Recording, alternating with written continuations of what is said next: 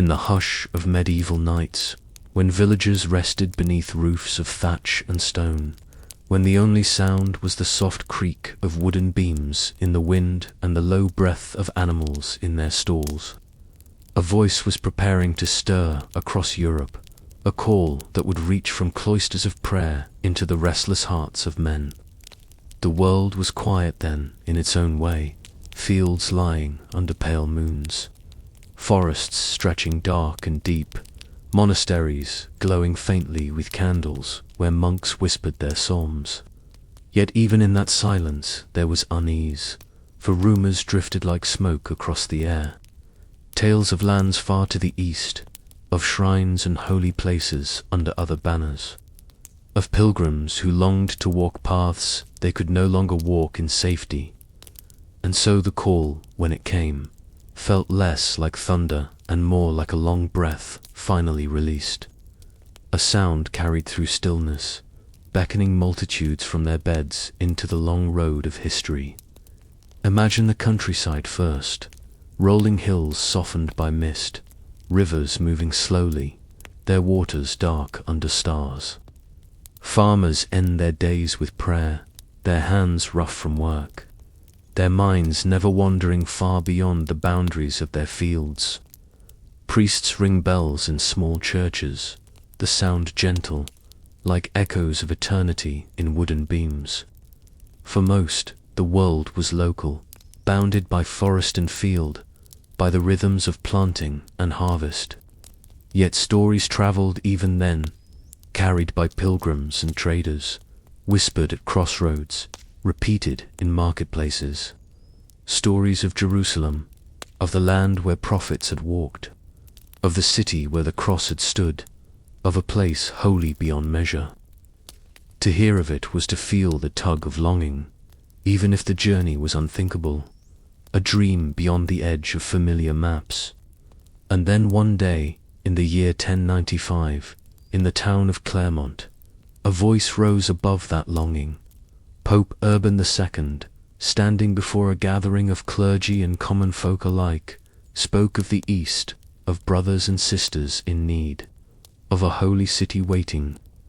His words were carried not as commands, but as fire, catching in the hearts of listeners, spreading outward, retold in villages, repeated in monasteries, whispered by firelight in countless homes. Deus vult, they said. God wills it. A phrase as soft as prayer, yet as heavy as destiny. It was a call not for kings alone, not for knights alone, but for all. For peasants and priests, for the wealthy and the poor, for those weary of their lives, and for those longing for meaning. Imagine the stillness of a small chapel as those words reached it, candle flames flickering, parishioners bowing their heads. Imagine the fields where men set down their tools and looked toward distant horizons. Their hearts stirred, though their eyes could not yet see beyond the forest's edge. Imagine the castles where lords weighed both duty and ambition, their armor glinting in the glow of hearth fire. And imagine, above all, the quiet of night when those words echoed in the minds of countless souls, pulling them from the small circle of their days toward a path that stretched into the unknown. The roads began to fill. At first it was small groups, pilgrims clutching staffs, barefoot men and women walking with little more than faith to guide them. Then knights on horseback, banners fluttering, armor polished, eyes fixed eastward. Families, even children, joined, caravans forming like rivers, all flowing in the same direction. The stillness of villages was broken, the silence of fields replaced with footsteps, the creak of carts, the low murmur of prayers spoken as men and women set out upon a journey they did not fully understand. Europe was moving, not in haste but in rhythm, as if history itself had called them and they had no choice but to follow. And yet, beneath the surface of zeal, there was also the lull of mystery, for many who walked did not know what awaited them, did not know if they would reach the holy city, did not know if they would return, but their hearts, stirred by the call, pressed them forward, and in their pressing, the world itself began to shift. A single call, carried across silence, had awakened a continent. As you listen now, let this beginning unfold not as a cry of war, but as the rhythm of history's breath, slow and steady. Hear the bells in distant villages tolling across valleys. Hear the footsteps upon roads, soft against earth. Hear the murmur of pilgrims praying, their voices weaving together like a lullaby.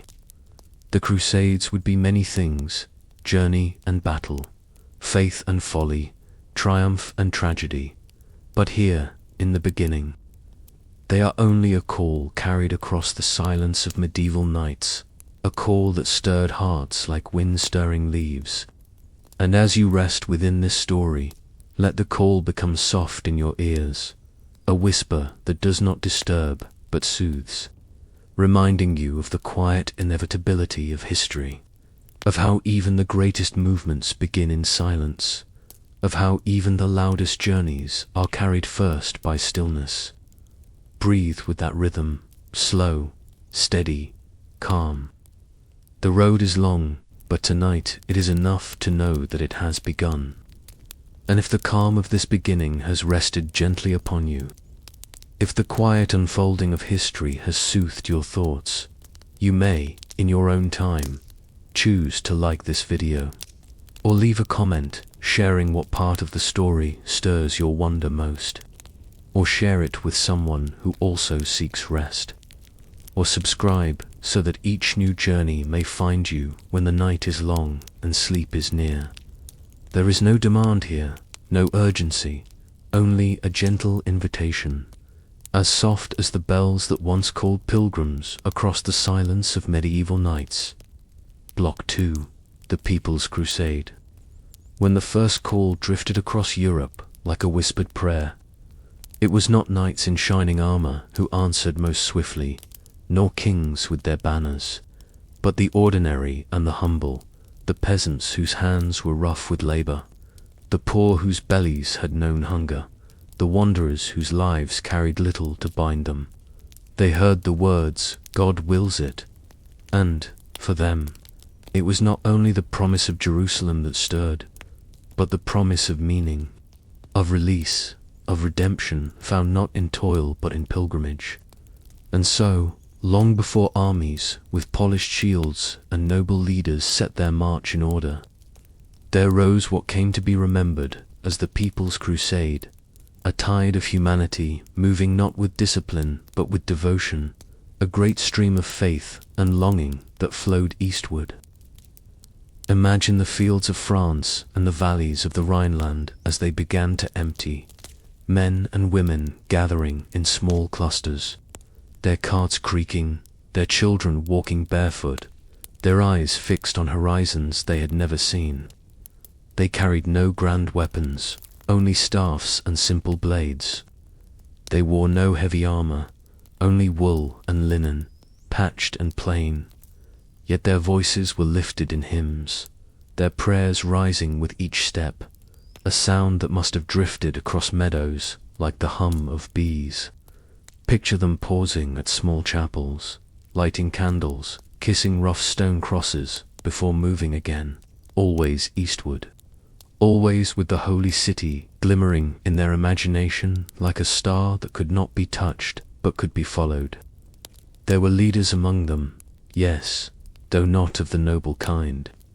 Preachers who spoke with fire, men like Peter the Hermit, wandering with bare feet, robes torn, eyes bright with zeal. Their words simple enough to ignite hearts unused to philosophy or politics. His presence was not one of command, but of example, thin, weary, yet tireless. His staff tapping the earth as he led throngs of the poor behind him. Imagine his sermons beneath open skies, crowds gathered in fields, the sound of sparrows above mingling with his words, tears streaming down cheeks, voices shouting Deus Vult, with conviction that overcame fear. It was not strategy that bound them, but faith, not discipline, but desire. The road was not gentle. For many, hunger gnawed quickly. Supplies were few, villagers along the way often unable to feed the flood of pilgrims. Quarrels arose, misunderstandings flared, some strayed from the path or fell behind. Yet still they moved, still the tide pressed forward. Imagine them camped at night along rivers, fires glowing, voices singing softly, children curled against mothers, fathers staring at the stars, as if they could already glimpse Jerusalem in the constellations. The journey was as much dream as it was reality, each step sustained less by bread than by hope. Not all was pure in this tide of people. In their fervor, some lashed out at those who lived differently. Their faith twisted into violence, and dark stains spread upon their journey. Yet even in that, the story remained not one of triumph, but of longing, of a humanity groping toward something beyond itself and faltering along the way. The people's crusade was fragile, like a candle flame flickering in wind, bright but vulnerable, glowing but brief. When at last they neared the lands of Byzantium, weary and reduced, the reality of their undertaking grew sharper. The empire they entered was grander, older, its walls towering, its order alien to their wandering bands. Here, among the polished stone of Constantinople, their patched robes and hungry eyes must have seemed strange, their voices raw, their prayers desperate. The emperor, wary yet curious, watched them pass their great multitude more like a flood than an army, more like a dream than a plan. Their fate, as history remembers, was tragic.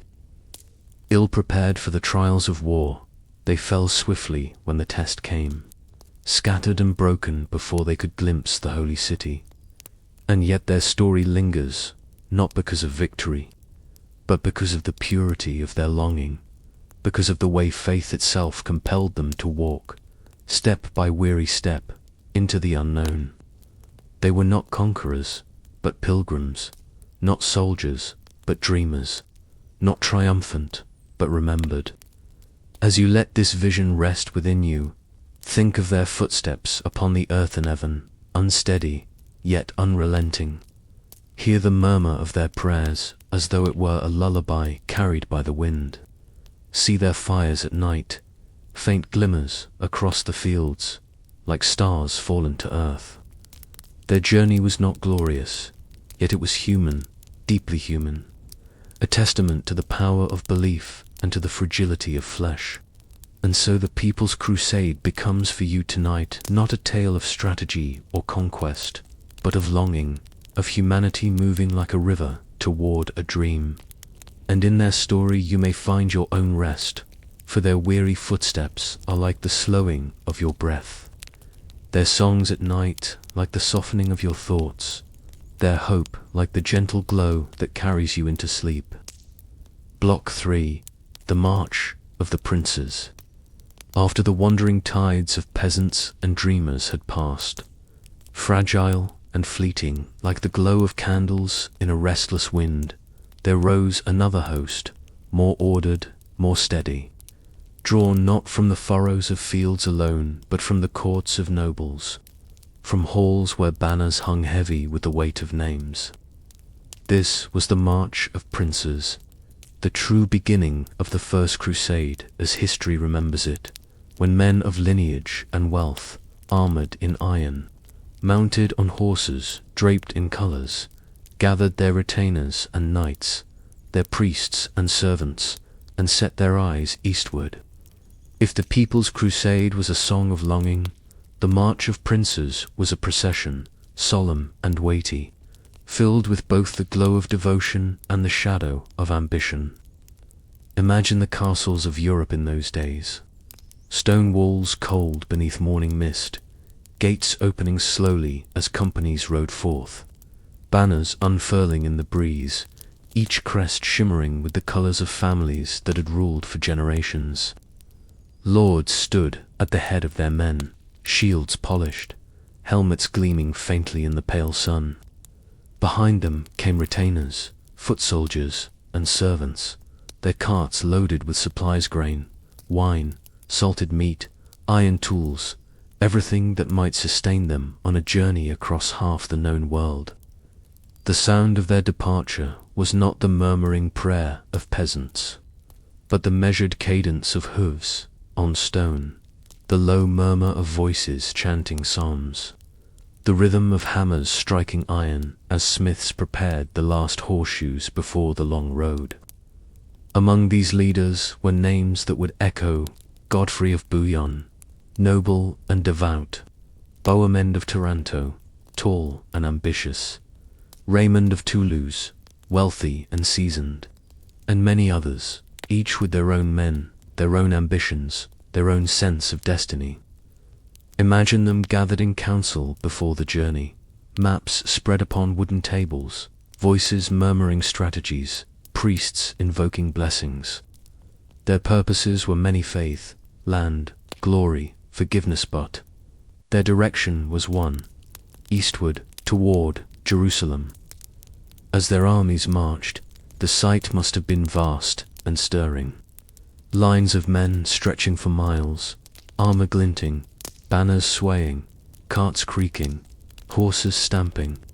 The dust of their passage rose like a low cloud, drifting across valleys, marking the land with the path of history.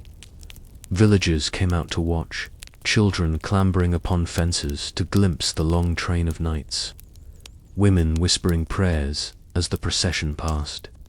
It was as if Europe itself was emptying, her strength flowing eastward in great rivers of men, all moving with a slow, steady rhythm, like the tide pulled by a distant moon. Their road was long and weary, and though their banners shone, the march was not free of hardship. Supplies ran short, rivers had to be crossed, mountains had to be climbed. Imagine their camps at night, thousands gathered in silence beneath the stars, fires glowing, priests lifting their voices in prayers that drifted upward like incense. The knights slept in their armor, swords within reach, their dreams heavy with the weight of both faith and ambition. The peasants who followed cooked meager meals over small fires, their songs soft and weary. And above them all, the sky stretched wide, a silent witness to their long procession. When at last they reached Constantinople, the city rose before them like a vision. Its walls towered, vast and unbroken, its domes gleamed in sunlight, its harbors filled with ships. Two men who had left villages and castles of stone, it must have seemed like another world, a place where east and west met, where wealth and splendor shone in ways they had never imagined. The emperor, wary of their strength, watched them with cautious eyes, welcoming them as allies, but fearing their ambition. Within those walls, agreements were made, oaths sworn, promises exchanged. The march of princes had become more than a procession. It had become diplomacy, politics, alliance, and suspicion woven together in the dim light of Byzantine chambers. And still, their eyes remained fixed on the horizon, on the promise of Jerusalem. The long road lay ahead, filled with battles and sieges, hunger and thirst, triumph and tragedy. But in this moment, the march itself was enough: the steady rhythm of hooves upon earth, the quiet murmur of prayers rising in countless tongues, the sound of banners flapping softly in the wind. As you let this vision settle upon you, think of their march not as noise but as rhythm, not as clamor but as cadence. The princes, with their knights and armies, were part of a tide greater than themselves, carried not only by ambition but by inevitability, by history's hand moving across the map of the world. Hear their footsteps as the slowing of your own breath, steady, patient, unhurried. See their banners as dreams drifting across your mind, bright but softened by distance. Feel their journey as the long exhale of an age moving eastward, carrying you too into deeper rest.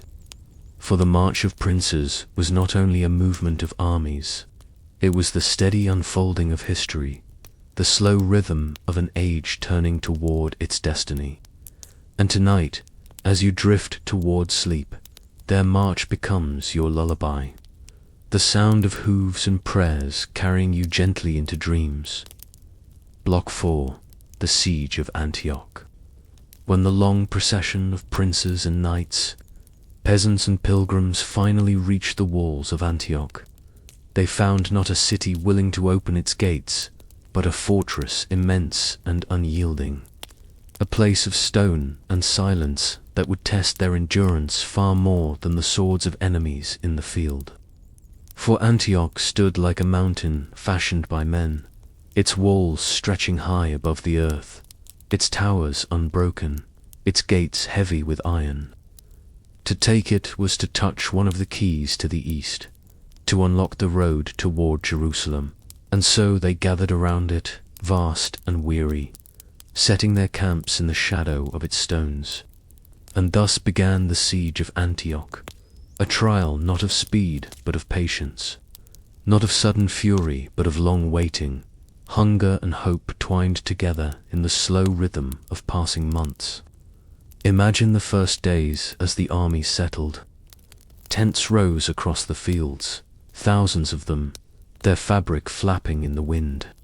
Fires flickered in the night, their glow a soft constellation beneath the silent stars. Knights stood in armor at the edges of camp, eyes fixed upon the walls. Priests walked among the soldiers, lifting prayers, sprinkling blessings, their voices steady even as weariness pressed heavy upon hearts. The walls themselves loomed quiet, torches glowing faintly upon their battlements, shadows moving like distant ghosts. Between the besiegers and the besieged lay silence, broken only by the calls of sentries and the occasional distant sound of horns. The days stretched into weeks, the weeks into months. Supplies grew thin, bread became scarce, meat scarcer still. Many turned to whatever they could find, roots pulled from the ground, horses slaughtered in desperation, weeds boiled into bitter stews. Hunger gnawed as fiercely as any sword, its teeth sharper than iron. Imagine the camp at dusk, soldiers sitting quietly around small fires, their faces hollow, their hands trembling as they held bowls of thin broth. Children, who had followed with their families, whimpered softly. The air was heavy with the smell of smoke and need, and yet still they endured, still they kept their eyes upon the walls, waiting for the day when stone would yield to will. The weather, too, became an enemy. Rains turned the fields to mud, carts sank deep, men trudged warily, their cloaks heavy and wet. Cold settled into bones, stealing warmth, numbing hands. Then the sun returned, harsh and hot, burning the skin, drying the earth to dust. The siege was a rhythm of seasons, each bringing new trials, each testing the resolve of those who waited. And in this rhythm men grew weary, their faith tested, their voices heavy with prayer and doubt alike. And yet there were moments of hope, small sparks amid the darkness. Supplies arrived from allies, reinforcements came to strengthen the camp. A skirmish would end in victory, lifting spirits, bringing songs back to tired lips.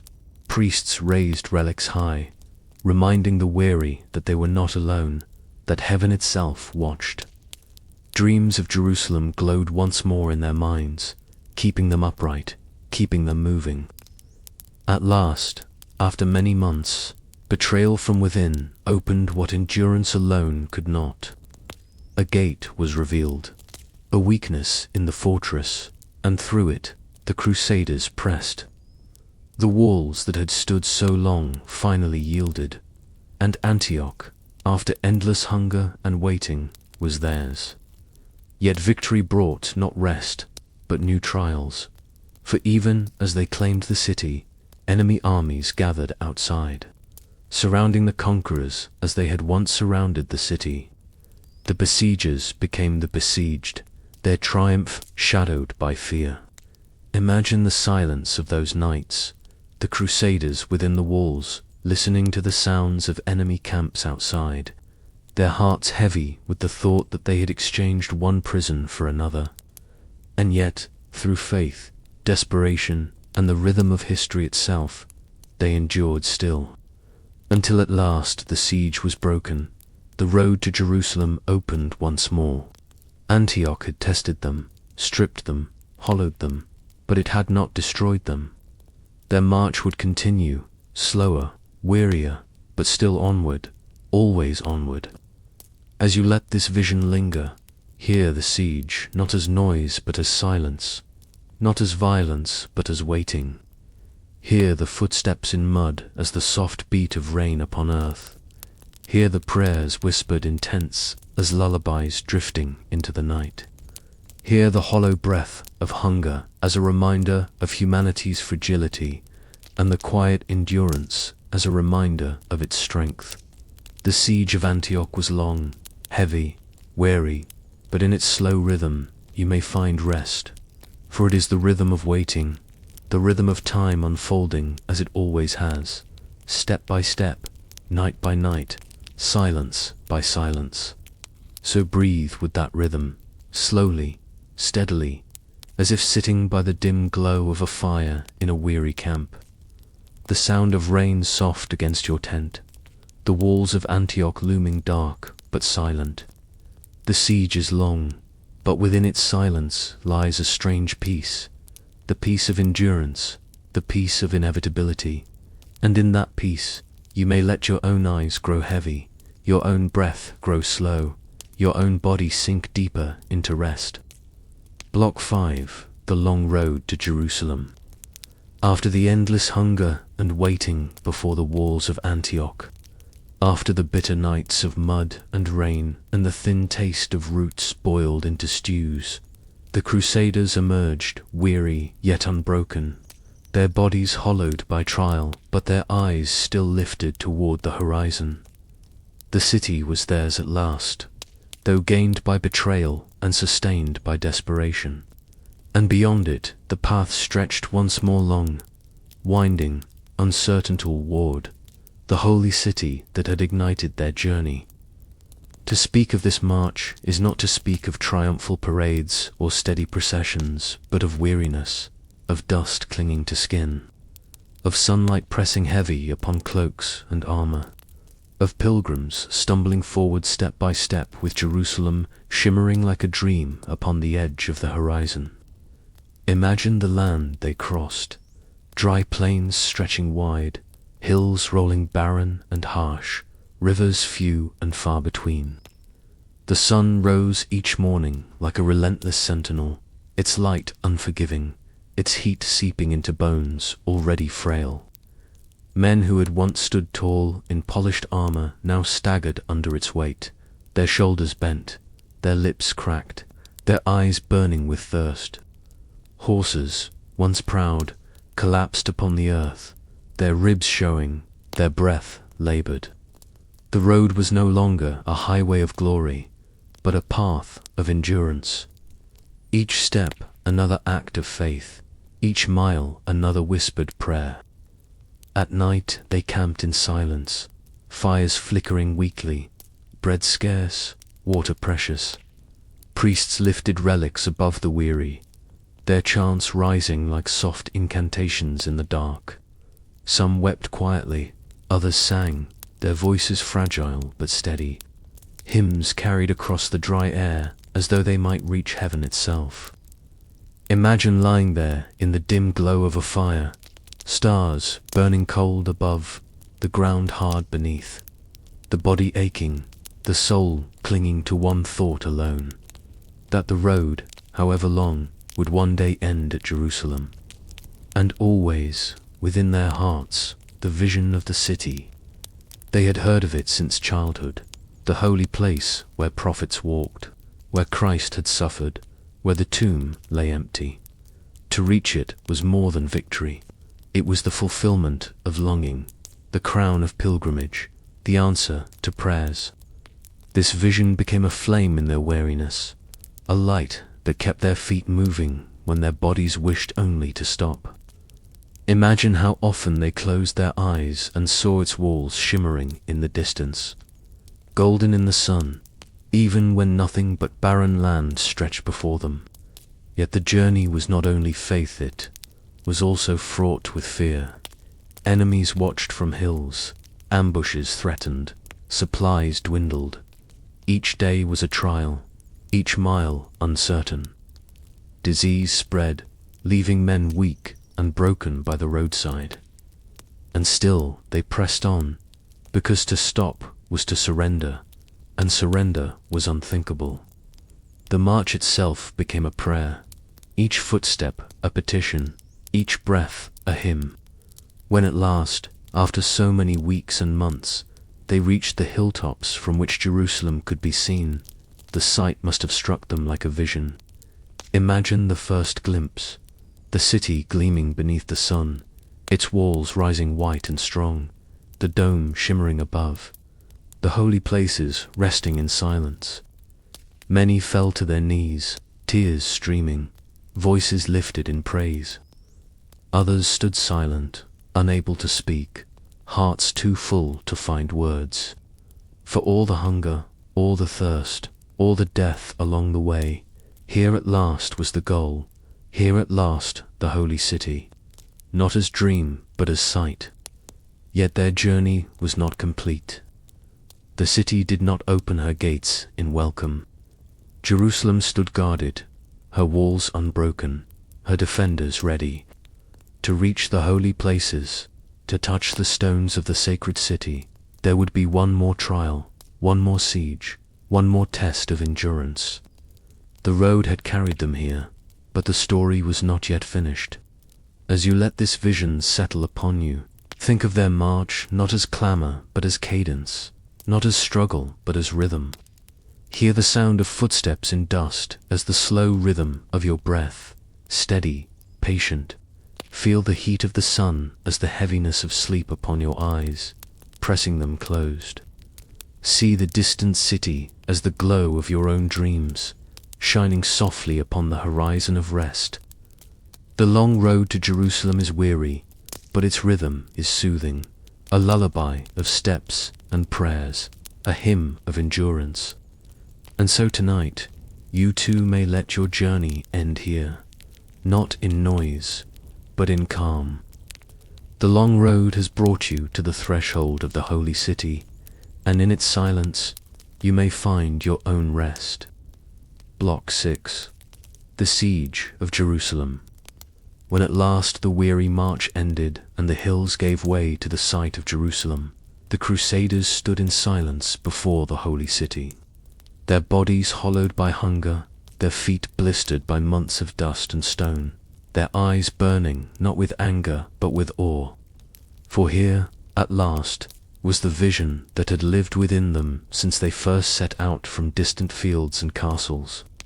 Here was the city of prophets and psalms, the place where heaven and earth were said to have touched. Yet the gates did not open, and the walls did not yield. The city stood strong, its stones pale beneath the burning sun, its towers rising like guardians.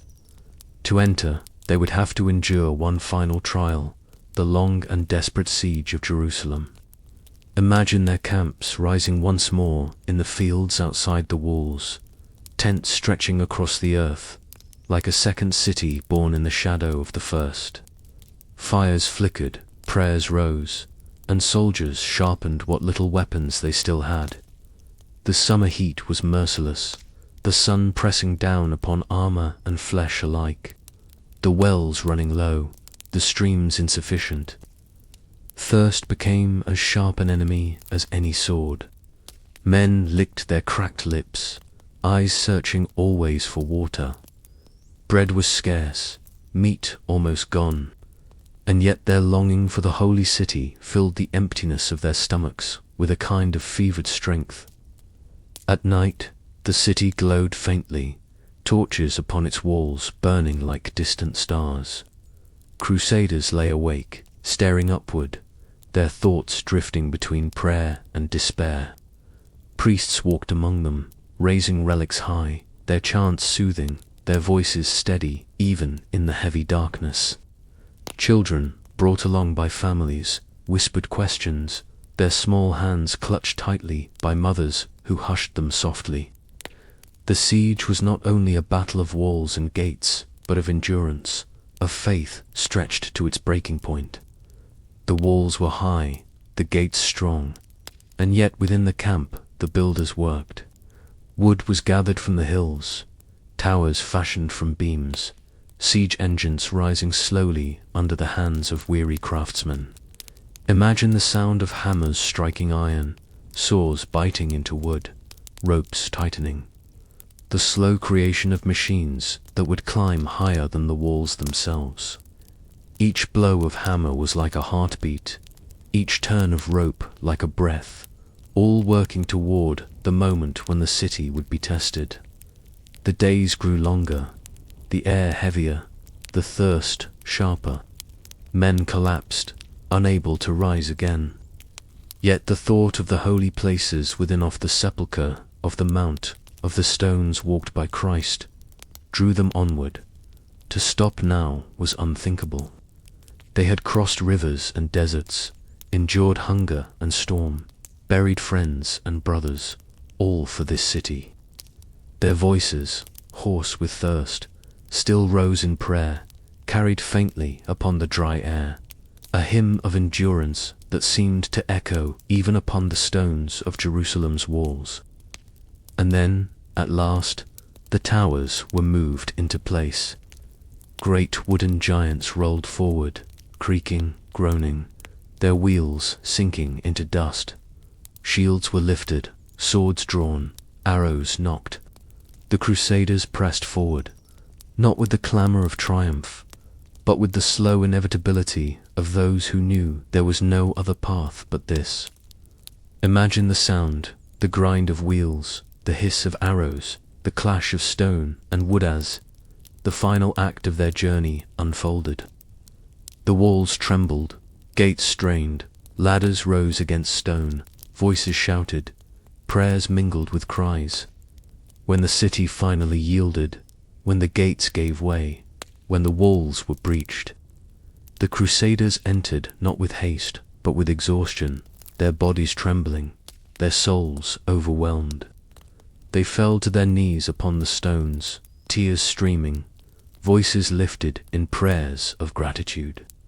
Whatever else history remembers, for them this was the culmination, the moment when longing became sight, when the journey ended at the threshold of holiness.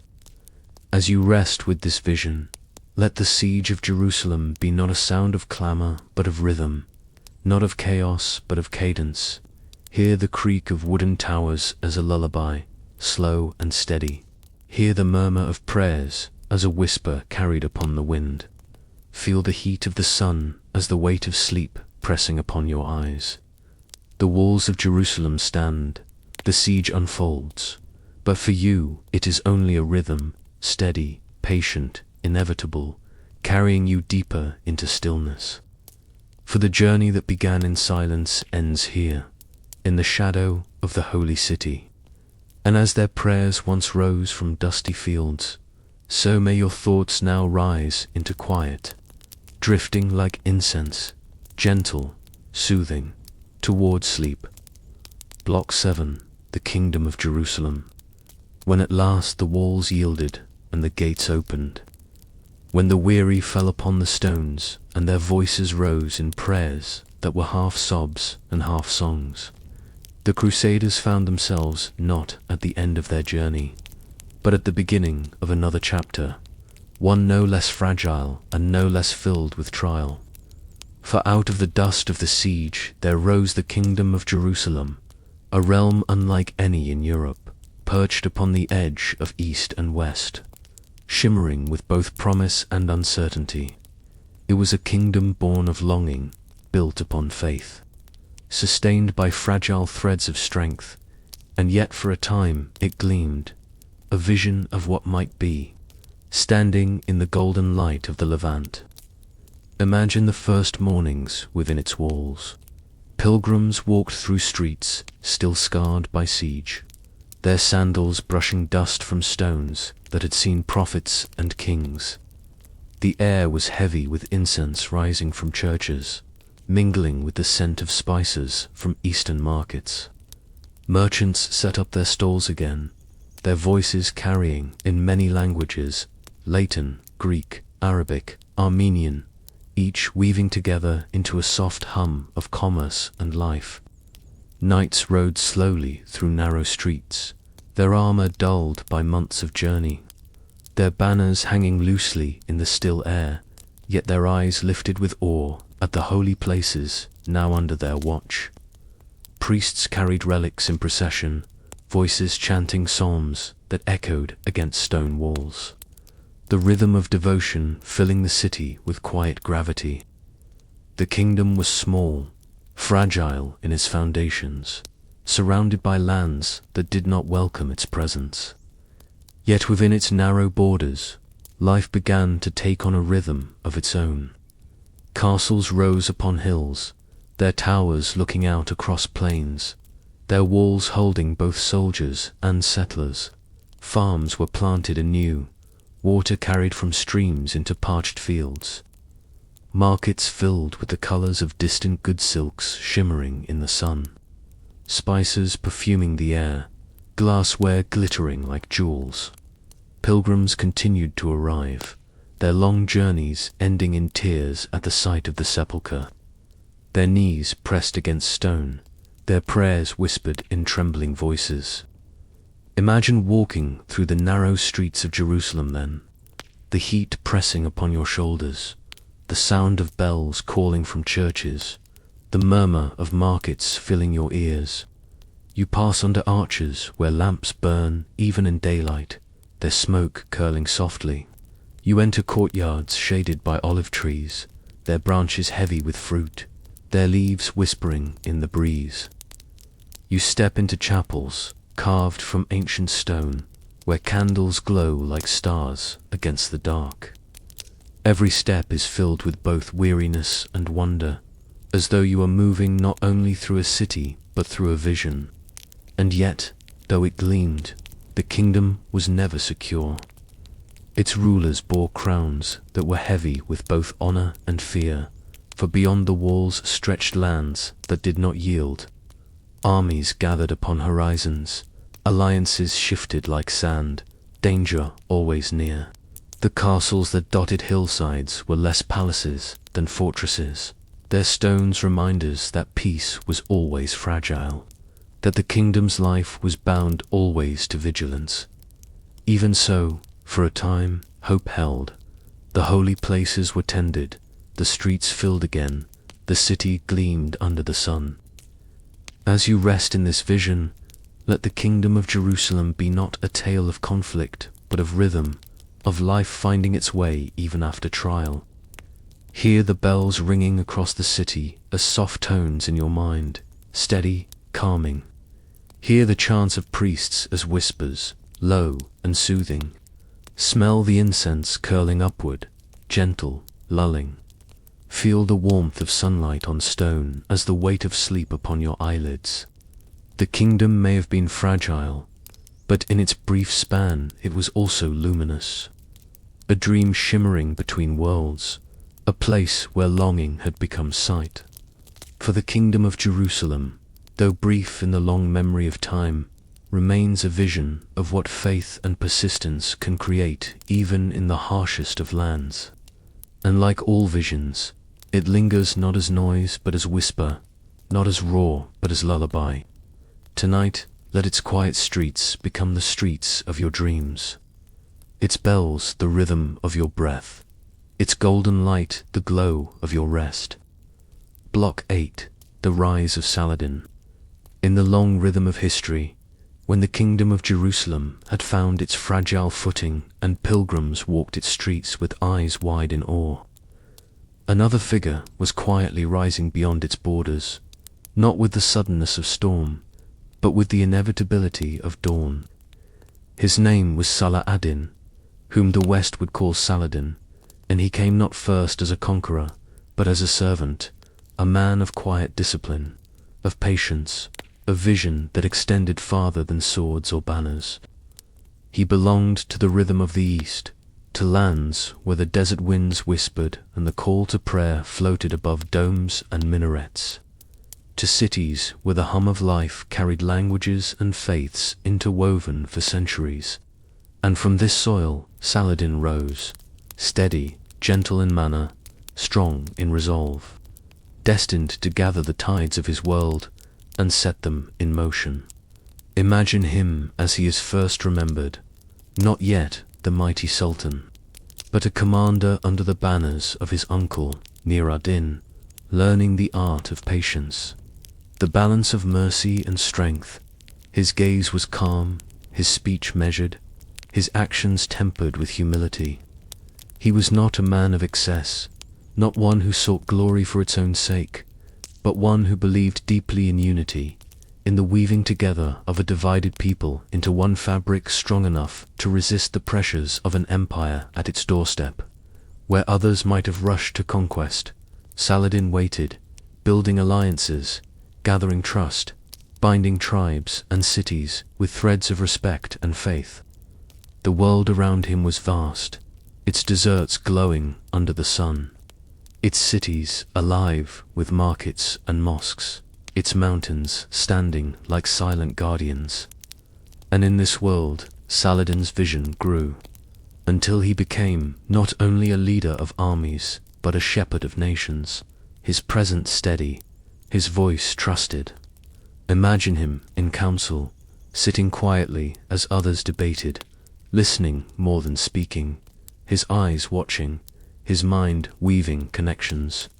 When he did speak, his words were like water soft in sound, yet shaping the stones of destiny. When at last the time came for him to stand as Sultan, he did so not with sudden grasping, but with the acceptance of what had already been shaped by his patience. Egypt and Syria came under his rule, the lands of the East finding in him a center, a calm within their turbulence, and as his influence grew, so too did his renown. Even his enemies, those who would one day clash with him upon fields of battle, came to speak of him with respect, remembering his fairness, his mercy, his steadiness in both victory and defeat. The Crusader kingdoms, fragile though they gleamed, began to feel the weight of his presence. Castles once proud now looked eastward with unease, knowing that a man unlike the others had risen, one who did not burn with reckless ambition but with patient resolve, one whose faith carried him as steadily as the desert winds carried sand. He was not merely a general, he was a tide, rising slowly, gently, yet with the certainty of the sea. And when the time came, when his forces gathered, when banners rose and voices lifted in unison, Saladin did not sweep across the land like fire, but like dawn, inevitable, unstoppable, his steps as measured as the turning of the earth. The kingdom that had seemed so radiant found itself dimmed, its walls heavy with shadows, its rulers restless, their confidence shaken, for they knew that the man rising before them was not one who would fade, but one who would endure, a figure shaped by patience, by vision, by the long rhythm of destiny. As you rest within this vision, let the rise of Saladin be not the clamor of war, but the hush of inevitability. Hear the soft sound of desert winds drifting across dunes, steady and endless. Hear the call to prayer rising in the distance, soothing and calm. See the figure of a man sitting quietly in council, his eyes steady, his presence unshaken. Feel the slow certainty of dawn spreading across the horizon, light growing gently, shadows receding, the world shifting not with chaos but with calm inevitability. Saladin rose not in haste but in patience, not in fury but in strength softened by mercy. And tonight, as his story unfolds, let his rise be your lullaby, the calm inevitability of a tide that carries you steadily into rest. the gentle rhythm of history reminding you that even amid turmoil, patience and mercy endure. Block 9. The Battle of Hattin. When Saladin had gathered his strength, when patience had given way to inevitability, the moment came when the two tides, the weary Crusader kingdom and the rising unity of the East met upon the dry fields near the horns of Hattin, twin hills rising like silent sentinels above the Galilean plain. It was not a clash of sudden fury, but the slow unfolding of a day when thirst and heat, hunger and fatigue weighed more heavily than swords. The Battle of Hattin, remembered as the great turning point, was less thunder than smolder, less storm than a long burning sun, pressing down until men and kingdoms alike bent beneath its weight. Imagine the Crusader host as they marched toward that fateful ground. They carried banners still, the cross gleaming in the light, but their steps were heavy, their mouths dry, their armor burning against their skin. The summer sun was merciless, its rays pouring upon them like fire, the dust rising from their boots, choking their breath. The wells they sought to distant, guarded, unreachable. Water so simple, so necessary was their greatest need, and without it their strength melted away as wax before a flame. They were not broken by swords, not yet, but by thirst, by the relentless hand of heat that pressed upon them from dawn to dusk. Saladin's forces surrounded them, not in haste, but in patience, cutting them off from water. Watching as thirst hollowed their resolve, imagine the sound of drums beating softly in the distance, the flutter of banners in the hot wind, the whisper of arrows loosed now and then to remind the weary knights that they were never safe. The Crusaders pressed on, their lines wavering, their hearts weighed down by the knowledge that they marched into a snare they could not unmake. At night, the campfires of Saladin's men glowed across the horizon, encircling them like a crown of flame. Smoke rose into the air, filling lungs already raw, burning eyes already strained. The Crusaders lay restless, their lips cracked, their throats parched, the cries of horses mingling with the groans of men. And as dawn came again, the sun rising red upon the hills, the final weight descended. When the battle itself began, it was not the sudden clash of eager armies, but the weary flailing of men already undone. The Crusaders tried to rally, their knights spurring forward in desperate charges, but their strength was scattered, their horses faltered, their lines broke. Saladin's forces pressed with calm persistence, arrows raining down, cavalry sweeping like wind across the dust. The holy relic they carried, the true cross, was lifted high, but even its presence could not turn the tide. At last it too was taken, its loss as heavy to them as the fall of towers, the breaking of gates. Imagine the silence that followed as the Crusaders, once so proud, were gathered as captives beneath the relentless sun. Their banners lay torn, their weapons discarded, their faces hollow with thirst and grief. Saladin, steady and merciful, walked among them, treating kings and nobles not with cruelty but with the calm dignity that even enemies could respect. His victory was complete, but it was not marked by gloating. It was the quiet certainty of dawn having displaced night, of inevitability fulfilled. The kingdom of Jerusalem, so fragile, so radiant in its brief years, was broken here, its armies shattered, its relic lost, its gates soon to fall. The road that had begun in Claremont, that had carried peasants and princes, priests and pilgrims, across mountains and deserts, through Antioch and at last into Jerusalem, now bent toward decline. The battle at Hattin was the hinge upon which the story turned, the moment when the cross gave way to the crescent, when the dream of permanence became the reality of fragility. As you rest within this vision, let the Battle of Hattin be not the sound of swords, but the hush of heat, not the clash of steel, but the slow, steady pressing of the sun. Hear the crackle of dry grass in the wind, the groan of weary men collapsing to the ground, the faint rustle of banners falling. Feel the dryness upon your lips, the weight upon your eyes, the heaviness of inevitability pulling you into stillness. This was not chaos, but rhythm, the rhythm of thirst, of exhaustion, of history's tide moving slowly, steadily, unbroken.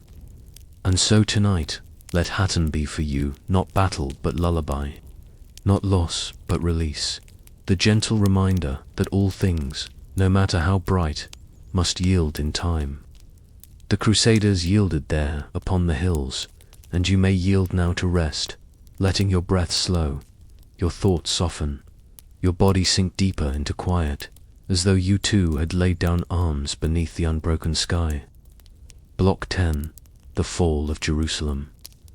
After the dust of Hattin had settled, after the banners of the Crusader knights lay broken in the fields and the true cross was carried away in silence, the path to Jerusalem lay open, not as a triumphal parade, but as a slow inevitability. The city that had been the heart of longing, the prize of the first Crusaders, the kingdom's fragile jewel, now stood exposed, its defenders too few, its walls too heavy a burden for weary hands. When Saladin turned his gaze upon it, it was not with reckless fury, but with the steady patience that had marked his rise, the calm certainty of one who knew that history itself was on his side. And so Jerusalem, once taken with blood and fire, would fall again, this time with more mercy than rage, more inevitability than struggle. Imagine the city in those days before its surrender. Within its walls, people gathered in fear, their prayers rising from churches, their voices trembling. The knights who remained stood upon the battlements, their armor dull, their faces hollow from defeat, their eyes searching always for help that would not come. Women and children crowded into chapels, candles glowing faintly, hymns sung through tears. The city was not only stone but soul, and both trembled as Saladin's armies encircled them, their banners fluttering in the hot wind, their camps glowing with fires in the night. The siege did not stretch long, for both sides knew the outcome. The defenders, though brave, could not hope to hold against the tide that pressed upon them. Saladin, steady and deliberate, offered terms, his mercy extending even to those who had once denied it.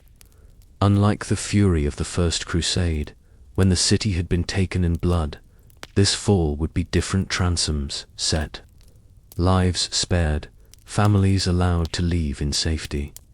And so, though the walls did not break in violence, they yielded in silence, their gates opening slowly, their stones bearing witness to another turning of history's wheel.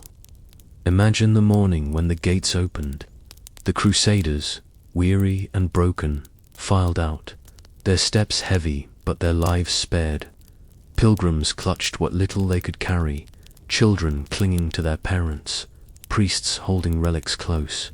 The streets that had once echoed with cries of victory now hummed with the silence of surrender, the soft shuffle of feet, the murmur of prayers. Within the walls, Saladin's men moved with order, their banners raised but their swords held in check, their victory marked by restraint, their triumph tempered with mercy. At the holy places, incense once more rose, prayers lifted in voices different yet familiar, for the city belonged to more than one people, more than one faith. The sepulchre stood still, ancient and unbroken, its silence deeper than conquest, its presence older than banners. The dome shone again, golden beneath the sun, its call to prayer floating across the city like a lullaby. Jerusalem had changed hands, but it had not ceased to be what it always was, a place of longing, of reverence, of silence, heavy with eternity. And for the Crusaders, the loss was not only of stone, but of dream. What had begun at Claremont, what had driven peasants and princes across mountains and deserts, what had filled weary hearts with hope, had now slipped from their grasp. The holy city was no longer theirs. The kingdom they had carved from dust was broken, its heart surrendered. Yet even in loss, history did not end. For the crusading spirit would rise again, called once more from fields and castles, driven again toward the east. But for now, in that moment, silence was all that remained, the silence of gates opened, of dreams dimmed, of history shifting once again. As you let this vision drift through you, hear the fall of Jerusalem, not as a cry but as a sigh, not as a roar but as a whisper. Hear the creak of gates opening slowly, the soft shuffle of weary feet, the low murmur of prayers spoken through tears. Feel the heat of the sun upon stone as the heaviness of sleep upon your body, pressing you into stillness. See the banners fluttering in quiet wind, their motion slow, inevitable, gentle. The fall of Jerusalem was not chaos but cadence, not fury but inevitability, a reminder that all things pass, all things change, all things yield to time. Tonight, let the fall of Jerusalem be your lullaby. Not noise, not terror, but the soft rhythm of history, reminding you that endings are also beginnings, that what is surrendered is not lost but transformed. The city endures as memory, as longing, as light. And so too may you endure, your breath steady, your body calm, your thoughts drifting into silence as the gates of sleep open gently before you. Block 11. The later Crusades. After Jerusalem's gates opened and the city yielded to Saladin's steady hand, the great dream of Christendom seemed broken, yet dreams rarely die in silence. From the towns and fields of Europe, the news spread slowly, carried by merchants and pilgrims, whispered in cloisters and repeated in marketplaces. Jerusalem lost. The holy city, once captured in triumph, now surrendered in mercy. The weight of this news was not only grief, but fire, for kings and lords, priests and peasants alike felt the old call stir once more. A call that said what had been lost could be regained, that history could be turned back, that destiny was not yet finished. And so began the later Crusades, not one but many, each born of hope, each carrying its own pathos, each like a wave returning to a shore already shaped by the tide. Imagine the courts of kings as these plans were spoken. Richard of England, fierce and bold, his voice like steel, vowing to reclaim what had been taken. Philip of France, his banners bright, his ambitions steady. Frederick Barbarossa, the Emperor of the Germans, already an old man, yet setting forth with vigor. They gathered their armies with the weight of kingship behind them, their castles emptying of men, their banners unfurled once more. The Third Crusade was not a people's march of peasants, nor the weary bands of princes alone, but the might of crowned rulers themselves, their names carved into the stone of history, their deeds sung by poets. The journey began again, roads filled once more with lines of soldiers, ships cutting across seas, prayers lifted in chapels as relics were raised. And yet, as before, the road was long and heavy. Frederick, the great emperor, drowned before his journey reached its end, the river claiming him in silence, his death scattering many of his men before the holy city even came into sight. Richard and Philip pressed on, their armies reaching Acre, where a long siege wore down body and spirit alike.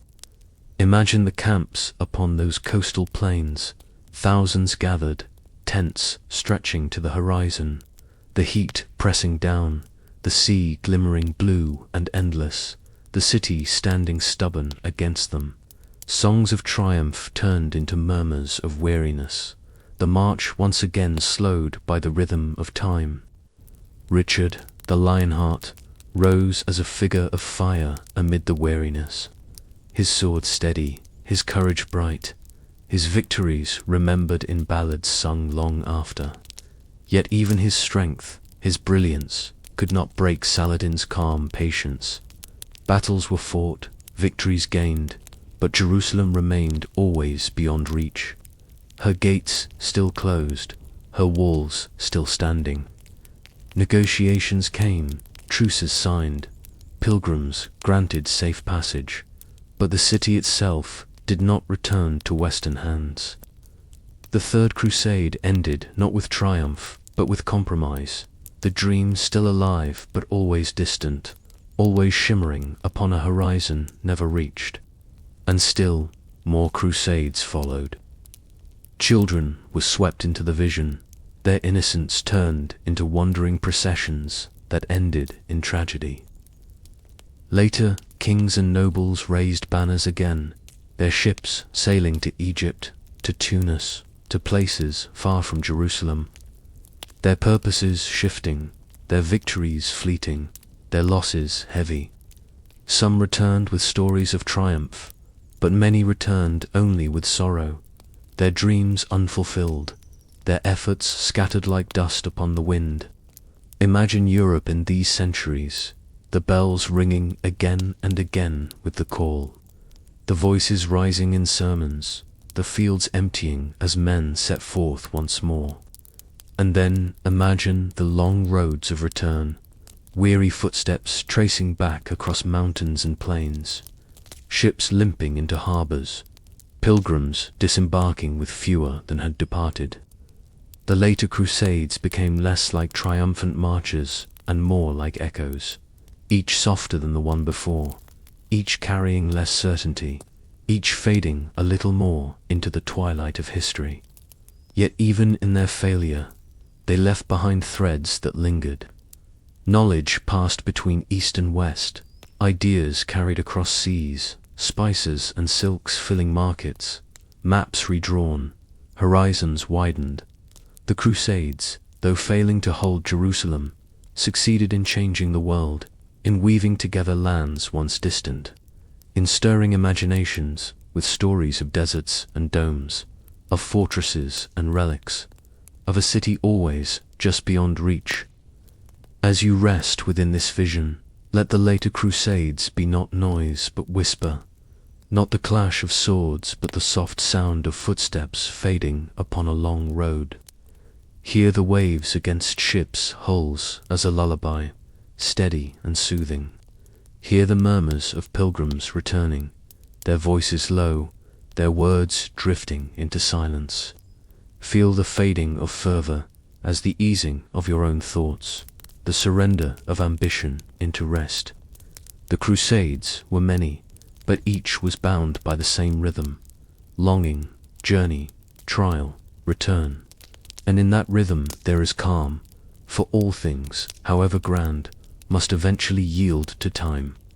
The later Crusades faded, but their echoes remained, soft and steady, like the breath of history itself, carrying you now into deeper rest. Block 12.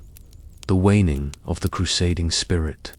As the years turned into decades, and the decades into centuries, the fervor that had once set entire continents in motion began to soften, like the glow of a fire fading into embers.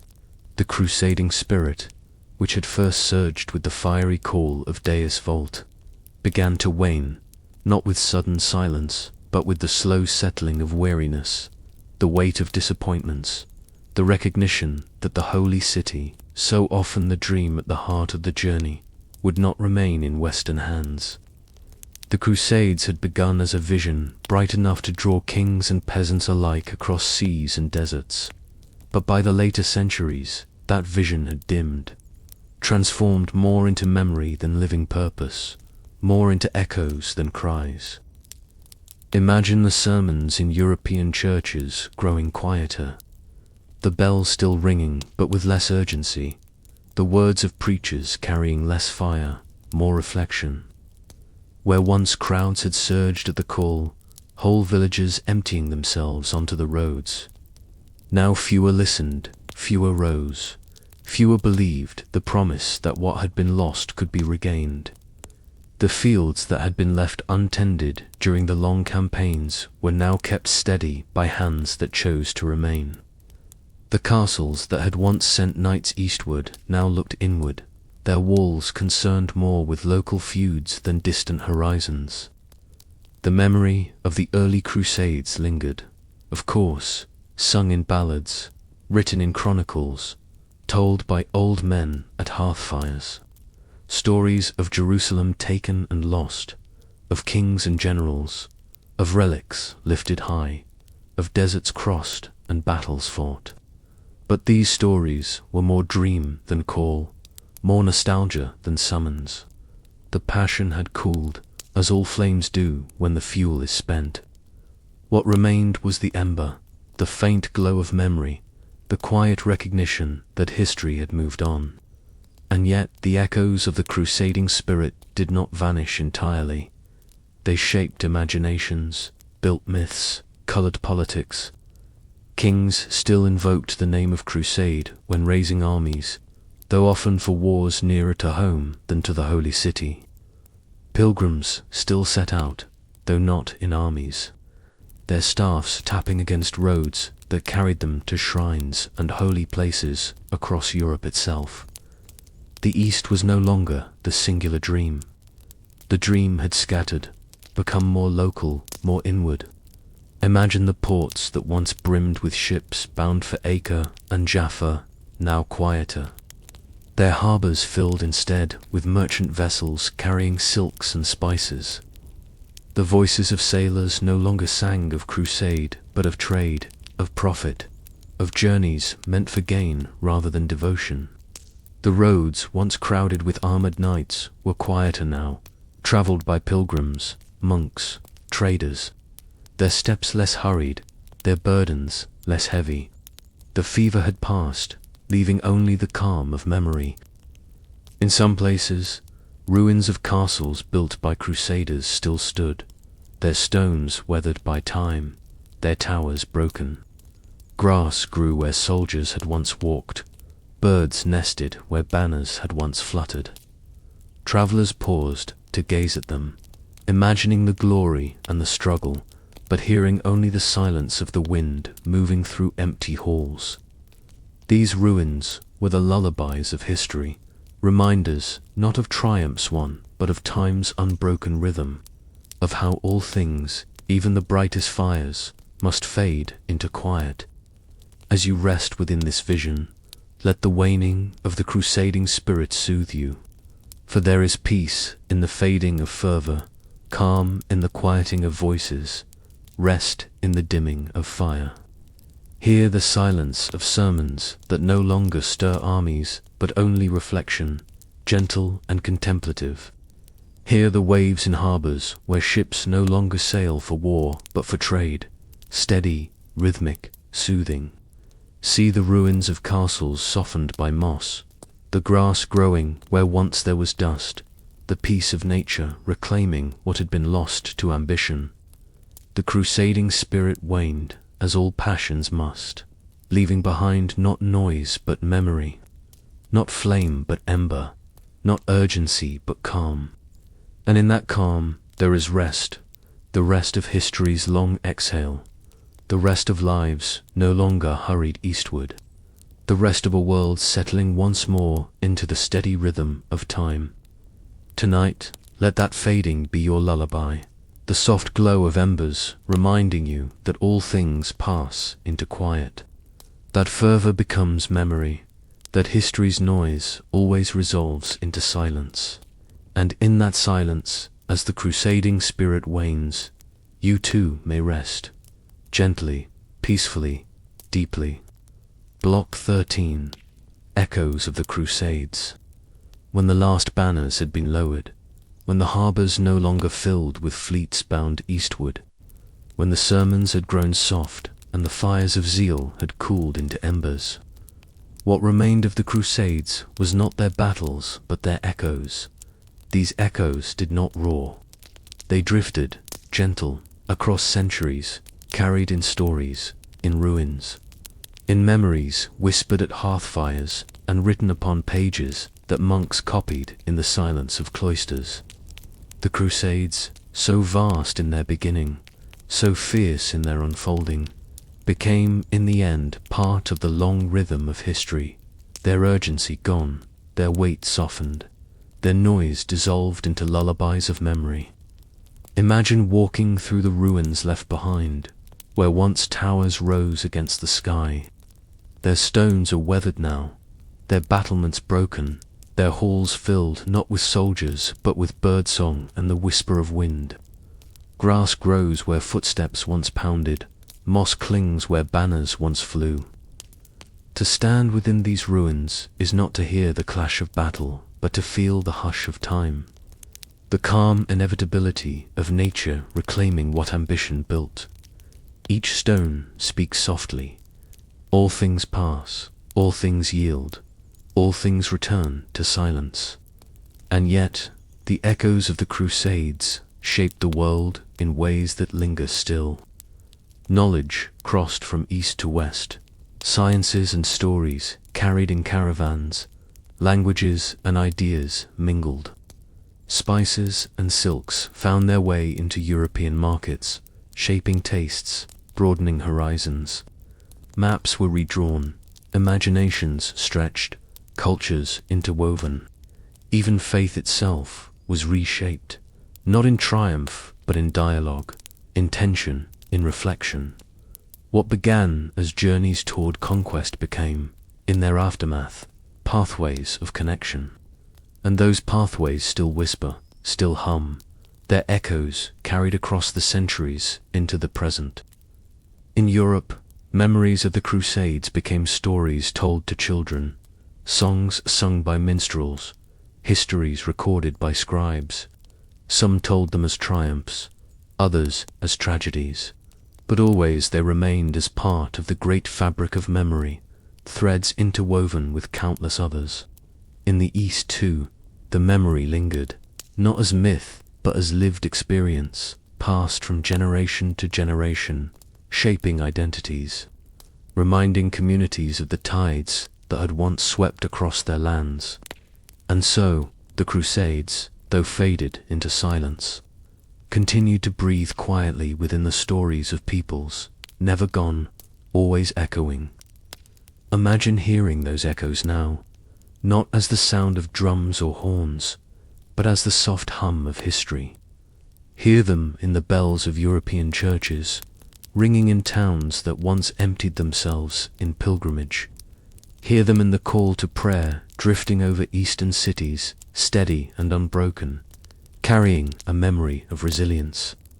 Hear them in the whisper of ocean waves against harbors where ships once departed, the water still moving, steady, soothing. Hear them in the silence of ruins where grass grows, where candles are lit by pilgrims, still, where history and faith blend in quiet reflection. The Crusades, like all things, rose, burned brightly, and waned. Their echo is not fire but ash, not roar but murmur, not battle but memory. And in that memory lies a kind of peace, the recognition that even the fiercest passions must one day quiet, that all journeys end not in conquest but in stillness, that history itself is a long breath, drawn and released, carried always toward silence. As you let this story settle within you, let the echoes of the Crusades be your lullaby, not the clamor of armies, not the clash of swords, but the soft fading of noise into calm, the gentle truth that all things pass, all things transform, all things return to quiet. Hear those echoes as the rhythm of your own breath, steady, slow, peaceful. Feel them as the weight of your body sinking into rest, the hush of your thoughts loosening into dreams. And if this journey through time has eased your heart and guided you gently toward rest, you may, in your own time, choose to let your presence linger here. You may like this video, or leave a comment sharing what part of this sleepy retelling carried you most deeply into reflection. or share it with someone who also seeks peace in the quiet of history's rhythm. You may subscribe, so that each new journey, gentle, steady, soothing, finds you again when the night is long and the silence welcomes company. For the Crusades have ended, but their echoes remain, soft and steady, weaving through memory like the low hum of wind across stone. And tonight, as those echoes drift through you, let them carry you into silence, into stillness, into the deep rest of sleep.